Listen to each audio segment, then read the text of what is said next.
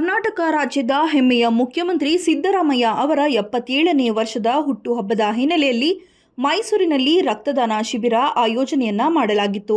KPCC ಮಹಿಳಾ ಘಟಕದಿಂದ ಕಾರ್ಯಕ್ರಮವನ್ನು ಆಯೋಜನೆ ಮಾಡಲಾಗಿದ್ದು, ರಕ್ತದಾನ ಶಿಬಿರಕ್ಕೆ ಕೆಪಿಸಿಸಿ ಮಹಿಳಾ ಘಟಕದ ರಾಜ್ಯಾಧ್ಯಕ್ಷೆ ಪುಷ್ಪಾ ಅಮರನಾಥ್ ಚಾಲನೆಯನ್ನ ನೀಡಿದರು. ರಕ್ತದಾನ ಶಿಬಿರದಲ್ಲಿ ಸ್ವತಃ ರಕ್ತದಾನ ಮಾಡಿದ ಪುಷ್ಪಾ ಅಮರನಾಥ್ ಇತರರಿಗೆ ಮಾದರಿಯಾಗಿದ್ದಾರೆ. ಅನೇಕ ಮಹಿಳಾ ಕಾರ್ಯಕರ್ತರು ಸ್ವಯಂ ಪ್ರೇರಿತರಾಗಿ ರಕ್ತದಾನವನ್ನ ಮಾಡಿದರು. ಇದೇ ವೇಳೆ ಸ್ಥಳೀಯ ಮುಖಂಡರು ಕೇಕ್ ಕತ್ತರಿಸಿ ಸಂಭ್ರಮಿಸಿದರು.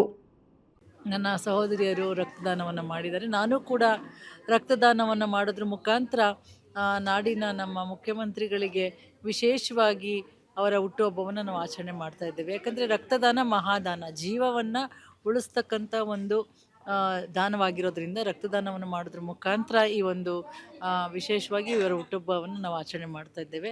ಆ ಒಂದು ತಾಯಿ ಚಾಮುಂಡೇಶ್ವರಿ ಅವರಿಗೆ ಹೆಚ್ಚಿನ ಆಯುಷ್ಯ, ಅಧಿಕಾರ, ಅಂತಸ್ತು, ಆರೋಗ್ಯ ಭಾಗ್ಯ ಎಲ್ಲವನ್ನು ಕೊಟ್ಟು ಇನ್ನೂ ಹೆಚ್ಚಿನ ಜನಸೇವೆಯನ್ನು ಮಾಡಲಿಕ್ಕೆ ಶಕ್ತಿಯನ್ನು ನೀಡಲಿ ಅಂತ ನಾನು ಪ್ರಾರ್ಥನೆ ಮಾಡ್ತೇನೆ. ಧನ್ಯವಾದಗಳು.